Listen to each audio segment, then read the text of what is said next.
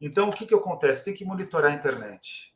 Segundo lugar, pelo fato de ter conversado com o Washington Post, fui procurado por pesquisadores dos Estados Unidos, não sei se teve coincidência ou não, ontem, e eles me mandaram mensagens, a gente trocou mensagens, e eles falaram, olha, o que as agências de inteligência dos Estados Unidos, que nós temos contato, podem fazer?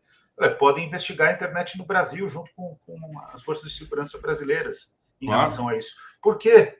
Porque essas plataformas, olha, agora vocês vão me desculpar a revolta aqui, mas essas plataformas e redes sociais, o Pedro sabe disso, porque em casos completamente menos graves do que esses, mas nós fomos perseguidos, tanto eu quanto o Pedro, quanto o Anderson, que é nosso amigo, fomos perseguidos pelo Twitter um tempo atrás, porque a gente tinha uma posição forte em defesa, né, da democracia, e eles nos perseguiram, e efetivamente, mesmo a vitória do Anderson na justiça brasileira, até hoje não recuperou a conta dele, porque o caso Gaules, sim. Exato, no caso Gaules, porque o Twitter tem sede nos Estados Unidos. Então, os Estados Unidos têm que ter responsabilidade em relação ao mundo, Kiko, porque eles protegem essas plataformas. E vou dizer para vocês, a propaganda desses casos, a articulação dos casos, ocorrem aonde?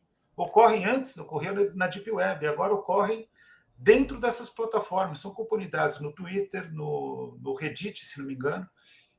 Porque se a gente não conscientizar a população brasileira de que a sociedade precisa exigir das plataformas uma responsabilidade em relação ao conteúdo que é publicado nelas, o resultado é que esses casos vão se proliferar. Então, o primeiro passo é esse.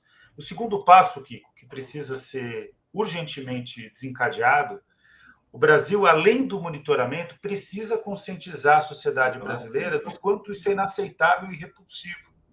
A informação que eu tenho do Sistema de Proteção de Direitos em relação ao rapaz que cometeu o assassinato, o homicídio da professora no dia 27 de março é que ele está completamente assustado com a convivência na Fundação Casa. Quer dizer, se isso não for divulgado, de que essas consequências são nefastas, que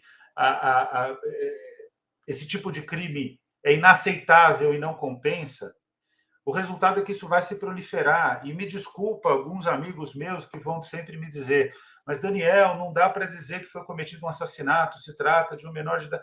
O ECA vai dizer exatamente o que é. É um assassinato, sim. A medida é socioeducativa, mas é um assassinato. Eu sou totalmente contrário à redução da maioridade penal. Totalmente contrário. Mas se a gente não disser que esse tipo de crime ele é absurdo, inaceitável, a gente vai viver num país que vai proliferar esse tipo de crime. Isso, o Rudahit me mandou uma mensagem e falou, professor, a gente já está numa situação de endemia, a gente está numa situação de endemia social, sim. Eu vou dizer para vocês o que a gente monitora aqui, a gente não chama atenção para o fato, porque esse monitoramento ele tem que ser discreto, inclusive, e ele é informado para as forças de segurança. Mas as pesquisadoras que me acompanharam nesse relatório, que são coautoras desse relatório, elas já apontam, algumas delas, que mais casos foram tentados durante a semana. O WhatsApp, o nosso grupo de WhatsApp, ele praticamente não passou um dia sem o registro de um caso, de uma tentativa. O caso, quando a gente diz, é um caso de ataque. O ataque ele não necessariamente é com vítimas fatais. Nós tivemos já 18 com vítimas fatais no Brasil, considerando o de hoje.